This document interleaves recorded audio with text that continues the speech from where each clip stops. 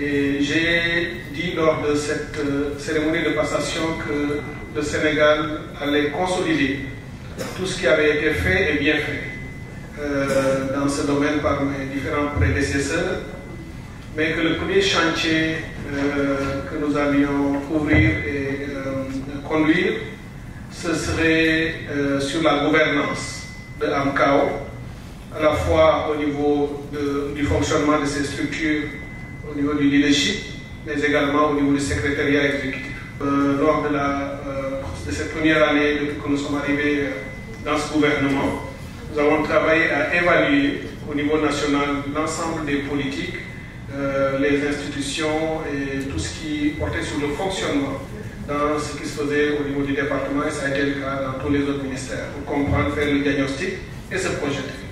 Et dans cette organisation également, AMCAO, c'est exactement ce que nous avons fait parallèlement, pour comprendre toutes les faiblesses et les vulnérabilités, tous les défis auxquels l'organisation faisait face et qui ont fait qu'on n'a pas pu libérer tout le potentiel. Donc on est arrivé avec une nouvelle ambition d'en faire un grand levier, d'abord pour faire en sorte que l'Afrique, sa voix, soit extrêmement forte et audible dans le dialogue global sur l'eau, et profiter de la place et du rôle du Sénégal, de son leadership. Le Sénégal c'est peut-être un don que Dieu nous a fait, par notre taille et nos moyens économiques très petits sans doute, mais par notre voie diplomatique globale, c'est un pays qui compte.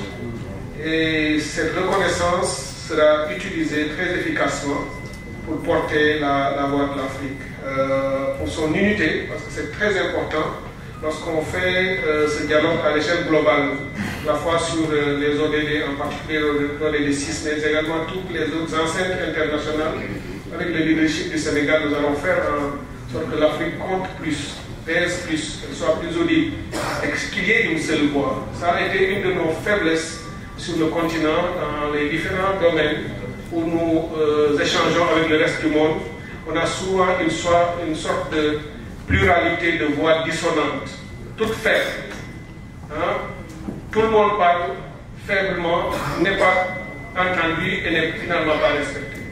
Mais si toute l'Afrique, ensemble, par les concertations préalables, par le dialogue sain, sincère et ouvert, inclusif, tout le monde participant en amont à ce dialogue et donnant ses points de vue, on peut en sortir avec une position africaine.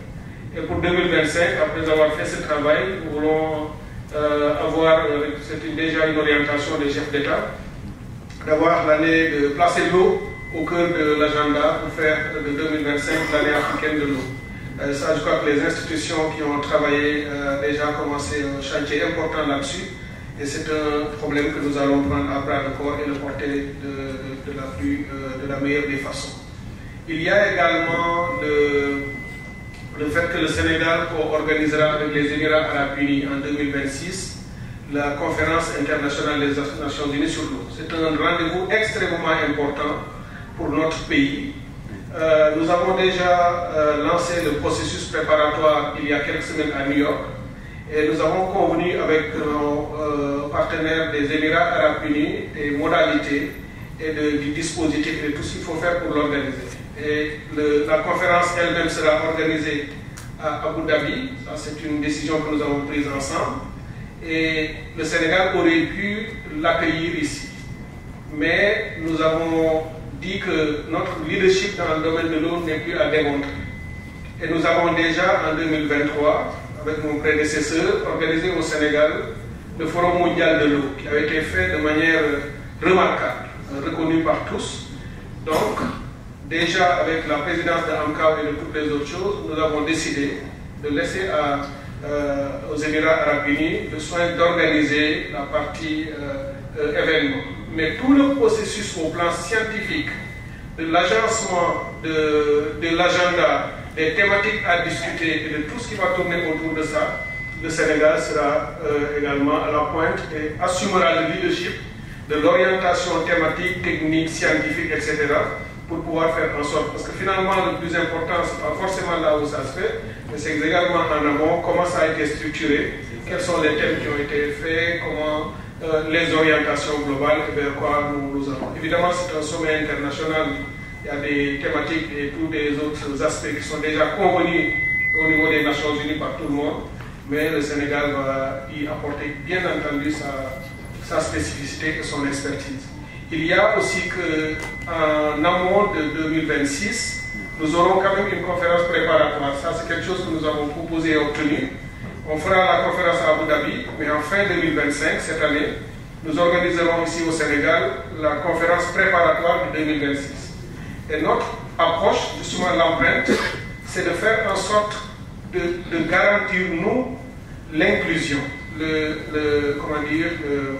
stakeholders, faire en sorte que ce processus ne soit pas seulement institutionnel ou étatique, etc., mais que tous les acteurs se sentent impliqués. C'est ça la raison pour laquelle nous voulons accueillir à Dakar une pré-conférence qui fera ouvrir un espace pour que tout le monde y soit. La société civile, le secteur privé, les communautés, tout ce qui s'intéresse à nous, pourront à ce moment-là s'assurer de pouvoir parler, que leur voix puisse être prise en compte et reflétée dans les délibérations qui auront lieu plus tard. Et c'est comme ça que nous allons aussi nous y prendre dans tous les autres espaces, avec nos organismes de bassin. Je l'ai dit tout à l'heure, l'OMVS et l'OMVG, les deux secrétaires généraux, sont ici dans la salle. Je vous remercie pour votre présence. Sont également des outils, des instruments extrêmement importants pour le Sénégal. Et notre nouvelle doctrine en matière d'hydrodiplomatie, justement, c'est de commencer par notre espace le plus proche, de les renforcer. Et nos premiers actes qui ont été posés ont permis d'avoir des résultats très significatifs. Le grand défi ou le grand risque, le seul danger, c'est le danger de l'inaction, de rien faire et s'avouer vaincu ou incapable d'agir. Ça, c'est ce qu'il faut éviter de faire. Quel que soit ce qu'il faudra poser comme acte, il faudra le faire. Et à l'échelle du gouvernement, la prise de conscience est extrêmement élevée et extrêmement forte. Monsieur le Président de la République a donné toutes les orientations nécessaires dans ce sens. Au niveau gouvernemental, le Premier ministre, à travers tous les projets de nos ministères, nous a donné des instructions fortes pour la mutualisation, pour le décloisonnement, pour la concertation et pour tous les sujets qui ont une vocation intersectorielle, à travailler la main dans la main pour avoir plus d'impact et de résultats. Et c'est ce que nous allons aussi faire dans ce domaine. Nous sommes rentrés dans cette salle en ayant lieu d'avoir un débat, une conversation de qualité de laquelle nous apprendrions tous quelque chose. Pour ma part, c'est le cas.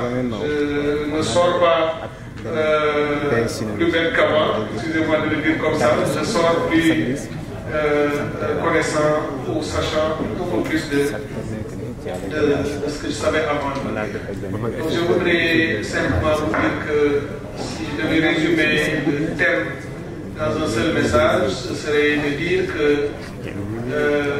les glaciers sont géographiquement éloignés de nous, sans doute, c'est incontestable, mais par leur comportement, ces glaciers sont très très proches de nos vies. Et cela nous renvoie bien entendu à l'unicité de la nature. On peut être de différents peuples, de différents pays, de différentes nations, appartenir à différents continents. Mais quand il s'agit de la nature et de l'environnement, du changement climatique, nous devenons tous des terriens. Nous sommes tous de cette planète. Ce qui arrive ailleurs impacte nos vies. Et c'est sur ces mots, et après avoir remercié encore une fois mon collègue ami, le professeur Daouda Ngom, pour sa présence continue, mais plus généralement pour tous les efforts que nous faisons entre nos deux ministères pour faire converger nos actions et nos politiques, pour dialoguer plus et avoir des projets à mener ensemble. L'Office des lacs et cours d'eau s'occupe évidemment de certains des espaces sur lesquels le ministère de l'Environnement et de la Transition écologique travaille aussi. Donc forcément, nous sommes appelés à discuter, à communiquer, à travailler ensemble.